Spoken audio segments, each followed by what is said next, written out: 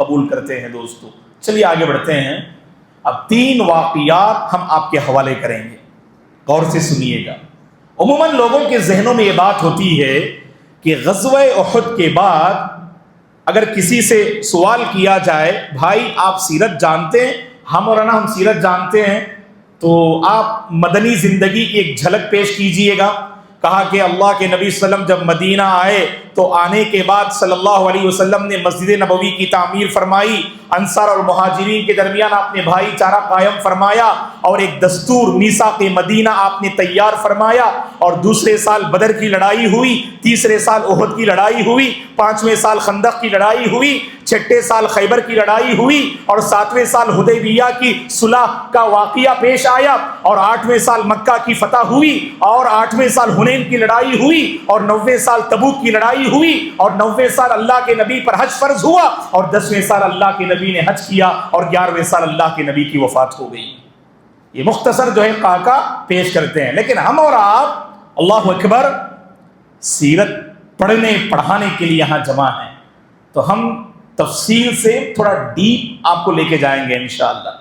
تو جو عموماً ذہنوں میں بات ہوتی ہے کہ احد کے بعد خندق، اب آئیے ہماری اس کلاس میں آپ خود اندازہ لگائیں گے کتنے واقعات ہیں جو احد اور خندق کے درمیان پیش آئے۔ ان میں سے 3 واقعات آج ہم آپ کے حوالے کر رہے ہیں، غور سے سنیے گا۔ سب سے پہلا واقعہ احد کے بعد، سن رہے ہیں بیٹے؟ ہاں غور سے سنیے گا یہاں سے انشاءاللہ۔ اب تک جو ہے ایک پیغام تھا، میسیج تھا جو ہم نے اپنے بڑوں کو دیا، الحمدللہ چھوٹے بچے ہیں، اب یہاں سے جو ہے واقعات آپ تمام کی خدمت میں ہم حوالے کر رہے ہیں۔ سب سے پہلا واقعہ ہے، اس واقعے کا عنوان ہے حمراء الاسد کی لڑائی، غزوہ حمراء الاسد۔ اصل واقعہ کیا تھا؟ جیسے ہی دوسری مرتبہ مسلمانوں کو احد کے میدان میں زبردست نقصان کا سامنا کرنا پڑا، اور آخر میں ڈٹ کر پھر مسلمانوں نے مقابلہ کیا، ابو سفیان، خالد بن ولید جیسے کمانڈر اور دیگر مشرکین جو ابھی یہ دونوں حالت کفر میں تھے، انہوں نے سمجھا جتنا نقصان ہم نے اب مسلمانوں کو پہنچایا یہ کافی ہے، یہ سمجھ کر وہ واپس ہونے لگے۔ پہلی بار مسلمانوں کو کامیابی ملی، اور صحابہ سے کیا بھول ہوئی، اس بھول کے نتیجے میں زبردست نقصان کا سامنا کرنا پڑا، اور پھر آخر میں ڈٹ کے مسلمانوں نے مقابلہ کیا، تو پھر مسلمانوں کے حق میں یہ جنگ آئی اور مشرکین واپس ہو گئے۔ 70 صحابہ شہید ہوئے، بہت سارے صحابہ زخموں سے چور ہو چکے تھے۔ جانتے ہیں کیا ہوا؟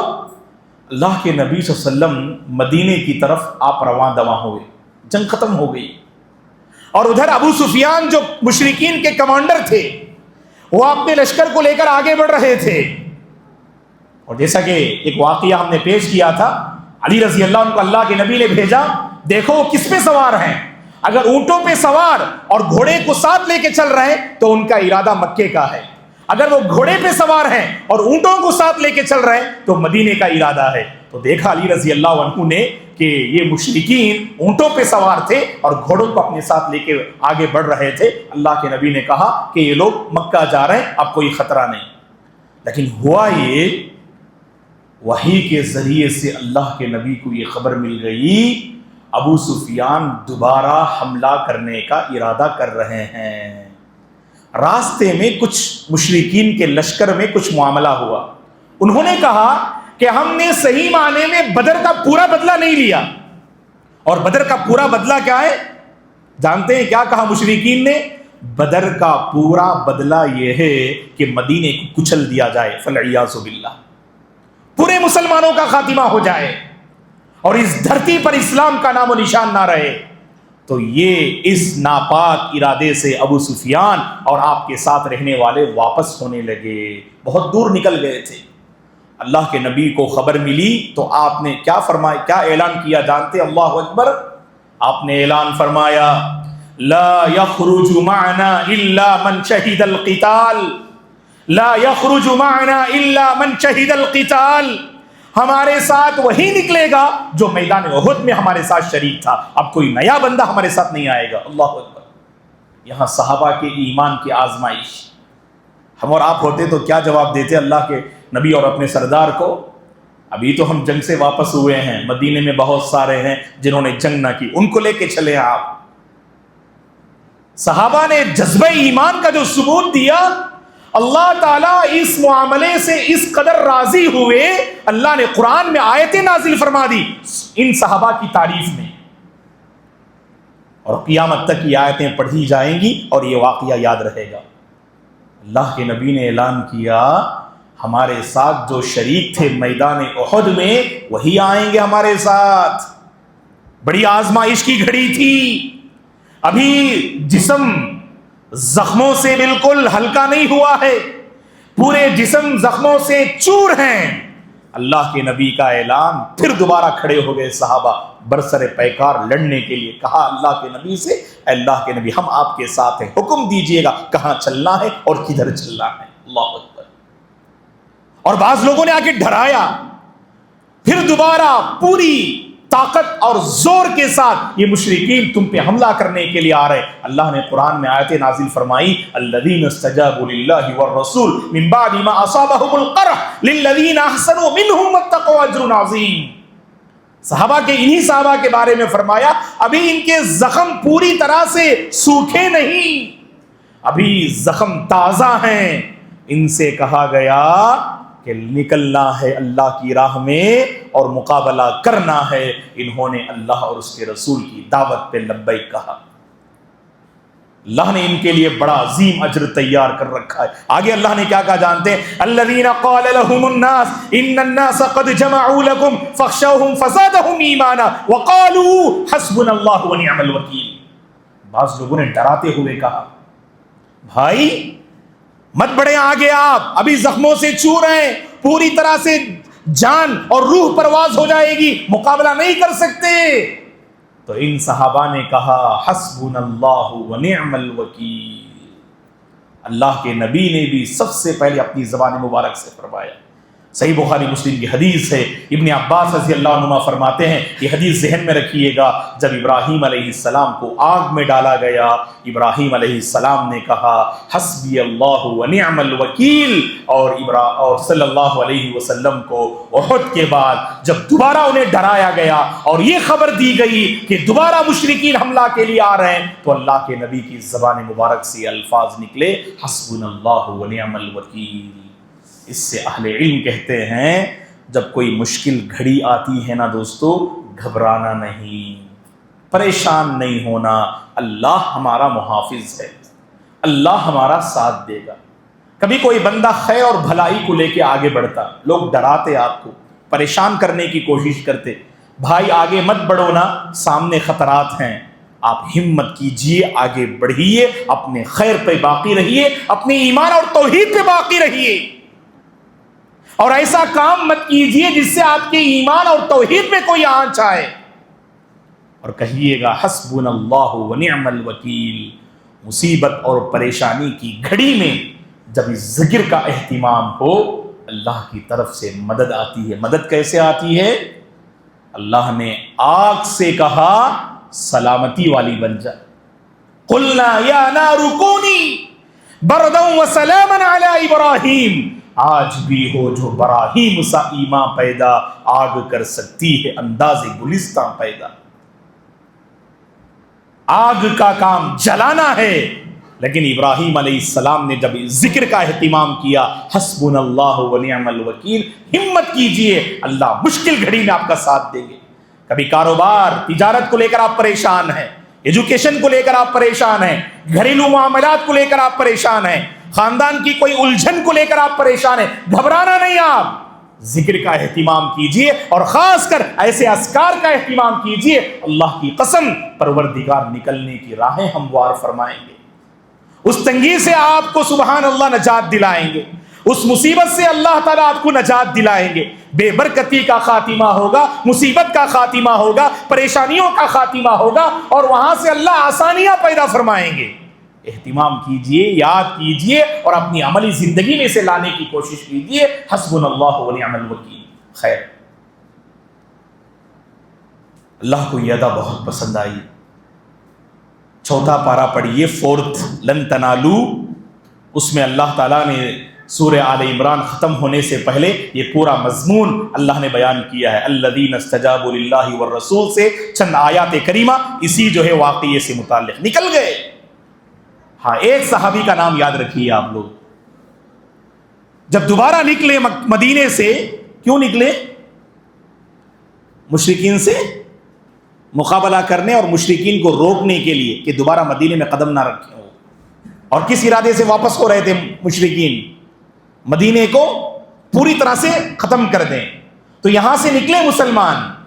کیوں نکلے مسلمان؟ تاکہ اس لشکر کا مقابلہ کرنے اور اسے روکنے کے لیے. ایک صحابی اللہ کے نبی نے اعلان کیا تھا جو میدان احد میں شریک تھے وہی آئیں گے, لیکن ایک صحابی کو اللہ کے نبی نے اجازت دی. اور ریزن کیا تھا؟ یہاں میں آپ سے ایک سوال کروں گا. ریزن یہ تھا کہ ان کی 9 بہنیں تھیں اور ان کے والد جنگ میں شریک ہوئے تھے, اور گھر میں بہنوں کی نگہبانی اور ان کی حفاظت کرنے والا کوئی نہیں تھا. اس لیے اللہ کے نبی نے صحابی رسول سے فرمایا تم گھر میں اپنی بہنوں کا خیال کرتے ہوئے رہ جاؤ, احد میں مت آؤ. اور ہوا یہ, اللہ کی طرف سے فیصلہ یہ تھا, احد کی لڑائی میں آپ کے والد شہید ہو گئے اور بس آپ باقی رہ گئے. اور آپ کے کندھوں پر کتنے بہنوں کی ذمہ داری؟ 9 بہنوں کی ذمہ داری. اور اس صحابی سے اللہ کے نبی نے فرمایا تم آ سکتے ہو ہمارے ساتھ. احد میں شریک نہیں ہوئے, ایک خاص ریزن تھا, اب تم آ سکتے ہو.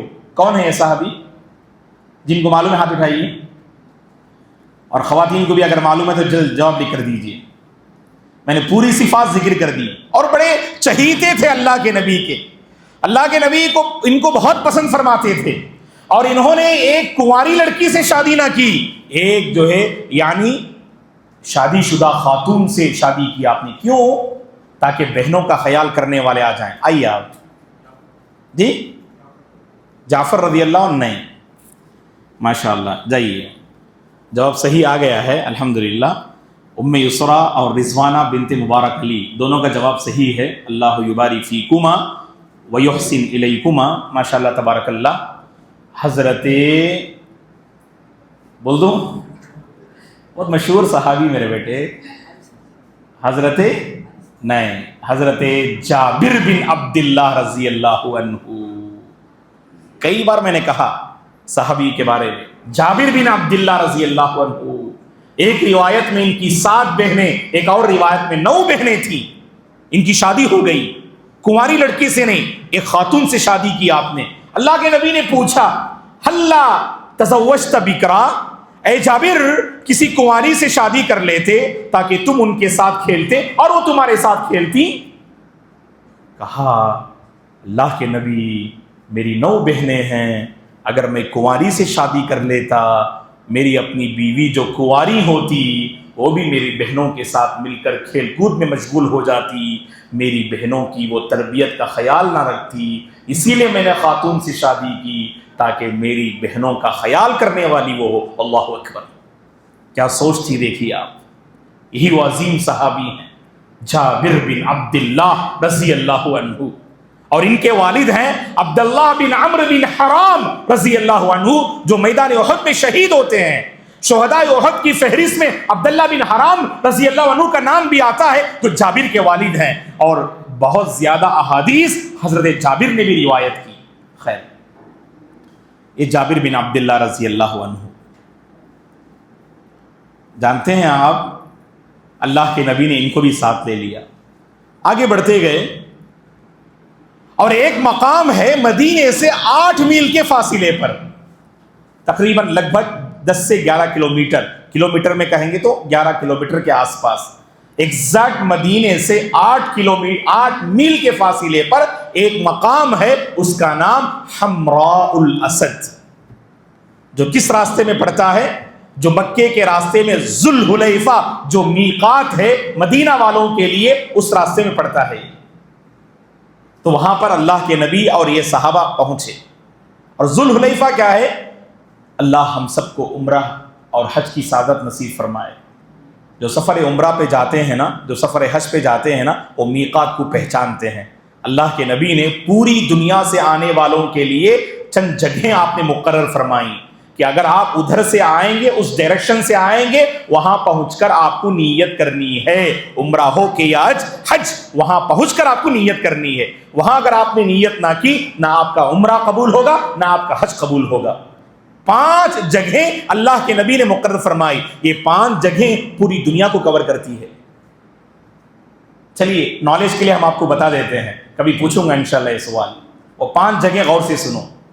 پہلی جگہ ذوالحلیفہ، جو مدینے سے ایگزیکٹ 25 کلومیٹر کے فاصلے پر ہے، 25 kilometre from Medina to Dhul Hulaifah, 25 kilometre. کس کے لیے؟ جو مدینہ سے حج عمرہ کے لیے آئیں گے، حج کے لیے آئیں گے، وہ ذوالحلیفہ میں بڑی زبردست مسجد ہے، مسجد ذوالحلیفہ ابیار علی کے نام سے۔ جنہوں نے زیارت کی ہے وہ جانتے ہیں، اللہ ہم سب کو وہ زیارت نصیب فرمائے، وہ توفیق عطا فرمائے۔ بڑی خوبصورت مسجد، مسجد ابیار علی اور ذوالحلیفہ کے نام سے، یہ مدینہ والوں کے لیے پہلی جگہ۔ کیا نام ہے اس کا؟ ذوالحلیفہ۔ اور دوسری جگہ سن لو، دوسری جگہ ہے جحفہ۔ جحفہ سیریا والوں کے لیے، سیریا اور آس پاس آنے والوں کے لیے جحفہ۔ اور تیسرا جو ہے سن لیجیے آپ، جو مقام اللہ کے نبی نے متعین کیا، یلملم۔ یلملم کس کے لیے؟ یمن، ہندوستان، پاکستان وغیرہ کے لیے۔ ہندوستان والے جو جاتے ہیں نا، پورے انڈیا میں کسی بھی ایئرپورٹ سے جائیے آپ، یلملم سے ہی جانا ہوگا آپ کو، جدہ سے پہلے آتا ہے، اور وہاں پر آپ کو نیت باندھنی ہے، اور فلائٹ میں جو ہے اعلان کر دیتے ہیں ابھی آپ میقات پر سے گزر رہے ہیں، آپ جو ہے کیا کیجئے گا؟ احرام باندھ لیجئے گا۔ تو کہا کہ یہ یلملم ہے جو یمن، ہندوستان اور پاکستان والوں کے لیے ہے۔ اور چوتھا مقام اللہ کے نبی نے بتایا، کہا کہ ذات و عرق، عراق والوں کے لیے، جو عراق سے آئیں گے نا، وہاں پر ایک مقام ہے ذات و عرق، مکے سے پہلے، تو وہاں آ کر وہ لوگ احرام باندھنا۔ اور 5واں اور آخری مقام قرن المنازل۔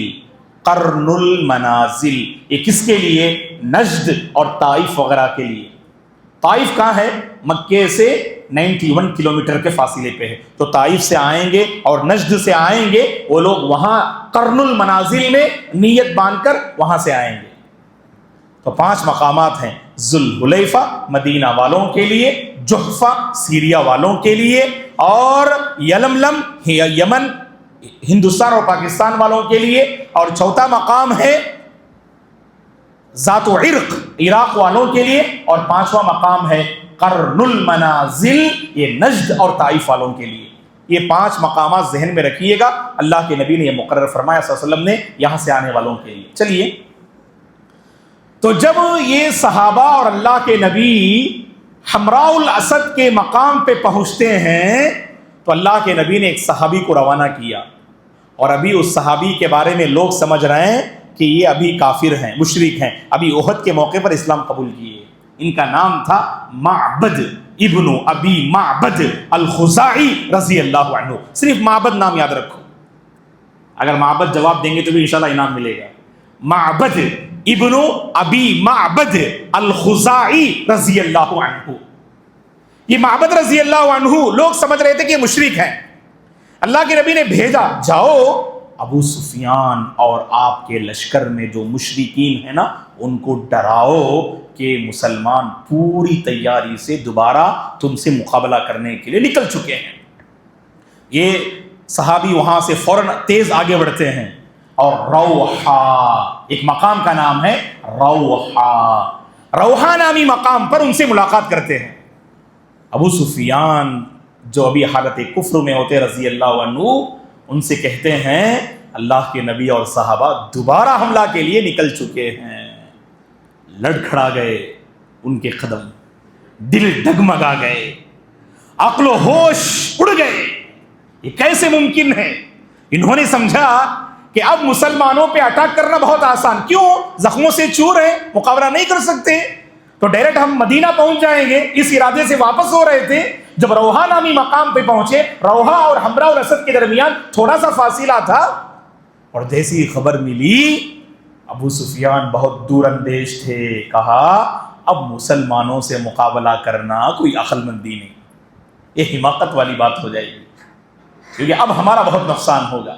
اسی لیے آپ نے لشکر والوں کو حکم دیا فوراً واپس مکہ چلے جائیں، اب ارادہ چھوڑ دیں، پھر کبھی موقع ملنے پر ہم بدلہ لیں گے۔ دیکھیے گا، اللہ اکبر، نکلے تھے آزمائش کی گھڑی، لڑائی بھی نہ ہوئی، اللہ تعالیٰ نے ان صحابہ کے ایمان کو پرکھ دیا۔ یہ ہوتا ہے دوستو، اصل میں جانتے ہیں آپ، مصیبت کے موقع پر ایمان کی آزمائش اور ایمان کا امتحان ہوتا ہے۔ ہم اور آپ خوشحال ہوتے ہیں، آپ طاعت کا ثبوت دیتے، فرما برداری کا ثبوت دیتے، کوئی کمال نہیں۔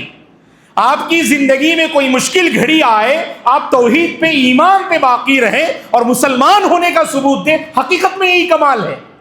کتنے اللہ کے بندے ہیں جب مصیبت کی گھڑی آتی ہے تو شرک کا دروازہ کھٹکھٹاتے، اللہ سے بدظن ہو جاتے، اللہ سے مایوس ہو جاتے، اسلام پہ شک کرنے لگتے، اوروں کے کلچر کو صحیح یعنی عجیب انداز سے دیکھنے لگتے۔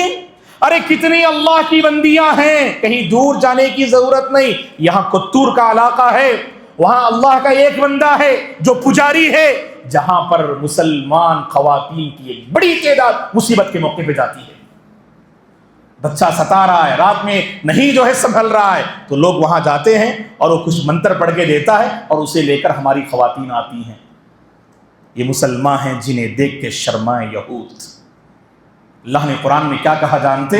وَمَا يُؤْمِنُ أَكْثَرُهُمْ بِاللَّهِ إِلَّا وَهُمْ مُشْرِكُونَ، اللہ پر ایمان لانے والے کتنے بندے ہیں جو شرک کا راستہ اختیار کیے ہوئے ہیں؟ نہیں دوستو، مصیبت کے موقع پہ گھبرانا نہیں، مصیبت کے موقع پہ ایمان کا لگام چھوڑنا نہیں، مصیبت کے موقع پر ایمان پر ڈٹ کر رہنا، ثابت قدم رہنا، اور یہ ثابت کرنا کہ ہم مسلمان ہیں اور کبھی ہم اپنی ایمان اور توحید سے کمپرومائز نہیں کر سکتے۔ یہ پیغام ہے دوستو۔ دیکھیے گا صحابہ کی زندگی میں کیسی مشکل گھڑی آئی اور فوری طور پر آپ نے صحابہ نے اپنے مؤمن ہونے کا ثبوت دیا۔ یہی تو فائدہ ہے سیرت پڑھنے کا۔ یہ کوئی کچھ واقعات نہیں ہیں جو رونما ہو گئے اور ختم ہو گئے، ابھی بھی تاریخ کے صفحات میں، سیرت کی کتابوں میں یہ واقعات زندہ ہیں، اور ہم اگر اپنے ایمان کو زندہ رکھنا چاہتے ہیں، ان واقعات سے ہمیں سبق حاصل کرنا ہے۔ کبھی بھی گھبرائیے نہ آپ، اللہ کیسے ہمیں چھوڑ سکتا ہے بتائیے آپ، اس پہ ہمارا ایمان ہے نا۔ ارے وہ پروردگار تو ایسا کہ فرعون جیسے ظالم و جابر اور خدائی کا دعویٰ کرنے والا بادشاہ، اس کے بارے میں اللہ نے حضرت موسیٰ اور ہارون سے کہا جاؤ تو صحیح فرعون کے پاس، لیکن نرم لہجے میں بات کرنا، گرم لہجے میں بات نہیں کرنا، تمہارے نرم لہجے سے فرعون کا دل بدل جائے۔ اللہ اکبر، کیا ہے پروردگار دوستو، اس پروردگار کی ہم جتنی بھی قدر کر لیں کم ہے۔ وما قدر اللہ حق قدری، پروردگار تو ایسا، اس کی نافرمانی کی جاتی، اس کو ستایا جاتا، اس کو تکلیف دی جاتی، اس کے ساتھ شرک کیا جاتا، لیکن پروردگار تو توبے کی دعوت دیتے ہیں۔ توبہ کر لی نا ہم نے، سارے گناہوں کو اللہ دھل کے رکھ دیتے۔ اتنا مہربان ہے میرے اور آپ کا پروردگار، اسی لیے اس پروردگار کی لاج ہمیں رکھنی ہے، اس پروردگار کے راستے پہ ہمیں باقی رکھنا ہے دوستو۔ یہ بات ہم کچھ زور اور شور سے اس لیے بتا رہے ہیں کیونکہ ربیع الاول کے مہینے میں بارہا کہا جاتا ہے مسلمان بندوں سے، اے اللہ کے بندو، ربیع الاول میں میلاد النبی نہ مناؤ۔ جشن میلاد یہ اسلام سے ثابت نہیں، عہد صحابہ سے یہ ثابت نہیں، عہد تابعین سے یہ ثابت نہیں۔ یہ سب کہنے کے باوجود مگن ہیں اور اپنی پرانی روش پہ باقی رہنا چاہتے ہیں۔ اس دن تو پوری امت کا اتفاق ہے، چاہیں تو آپ ہماری پرانی ویڈیو دیکھ لیجئے گا، امام صاحب شاید اس کو بھی نشر کریں گے قریب میں، چند دنوں میں۔ ہم نے پوری وضاحت کے ساتھ ہم نے اس موضوع پہ گفتگو کی ہے اور ہم نے واضح کیا ہے، پوری امت کا اتفاق ہے، اللہ کے نبی کی وفات 12 ربیع الاول کو ہوئی اور 9 ربیع الاول کو اللہ کے نبی پیدا ہوئے، اور جشن کس کو لے کر منا رہے ہیں؟ اللہ حفاظت فرمائے، وفات رسول کو لے کر جشن منا رہے ہیں۔ اللہ ہدایت دے ایسے بندوں کو۔ اس دن تو اللہ کے نبی کی وفات ہوئی، نہ غم منانا ہے نہ جشن منانا ہے، اور صحیح معنی میں اللہ کے نبی کی پیروی کرنی ہے۔ تو بہرحال یہ بڑا عظیم واقعہ تھا جو احد کے بعد پیش آیا، حمراء الاسد کے پاس یہ واقعہ پیش آیا، اسی لیے اسے کہا جاتا ہے غزوہ حمراء الاسد، جو مدینے سے 8 میل کے فاصلے پر ہے، ذوالحلیفہ کے راستے میں ہے۔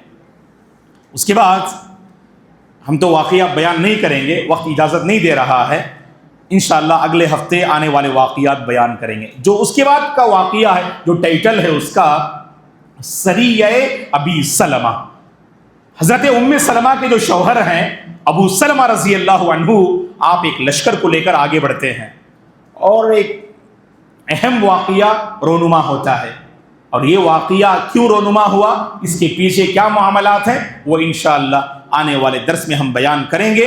اللہ سے ہماری دعا ہے اللہ تعالیٰ مجھے اور آپ کو مرتے دم تک کتاب و سنت پہ باقی رکھے، اللہ کے نبی کے طریقے کو، آپ کی سنت کو، آپ کی زندگی کو دل و جان سے اپنانے کی اللہ توفیق عطا فرمائے، آپ کی سیرت کو پڑھ کر آپ کی سیرت سے حاصل ہونے والے اسباق کے مطابق زندگی گزارنے کی پروردگار توفیق عطا فرمائے، مصیبت کی گھڑی میں صبر کرنے کی اللہ توفیق عطا فرمائے۔ یہ کالے بادل جو ہندوستان میں منڈلا رہے ہیں، اللہ تعالیٰ ان کالے بادلوں کا خاتمہ فرمائے، اللہ روشن صبح نصیب فرمائے، اللہ روشن صبح اور روشن مستقبل اللہ مسلمانوں کو نصیب فرمائے، سرزمین ہندوستان میں پوری امت مسلمہ کی اللہ حفاظت فرمائے، ہمارے مساجد و مدارس کی اللہ حفاظت فرمائے، اللہ ہمارے حکمرانوں کو صحیح سمجھ عطا فرمائے، وہ مسلمانوں کو سمجھنے کی اللہ انہیں توفیق عطا فرمائے، مسلمانوں کے پاس پایا جانے والا پاکیزہ دین کو اپنانے کی اللہ انہیں توفیق عطا فرمائے، اللہ ان کے دلوں کو اسلام کے لیے کھول دے، اللہ ان کے دلوں کو ایمان کے لیے کھول دے، جس دین اور ایمان سے اللہ نے مجھے اور آپ کو مالا مال کیا، اللہ تعالیٰ اس پر قائم و دائم رہنے کی اللہ توفیق عطا فرمائے، آمین۔ اقول قولی ھذا واستغفر اللہ لی ولکم ولسائر المسلمین من کل ذنب فاستغفروہ انہ هو الغفور الرحیم۔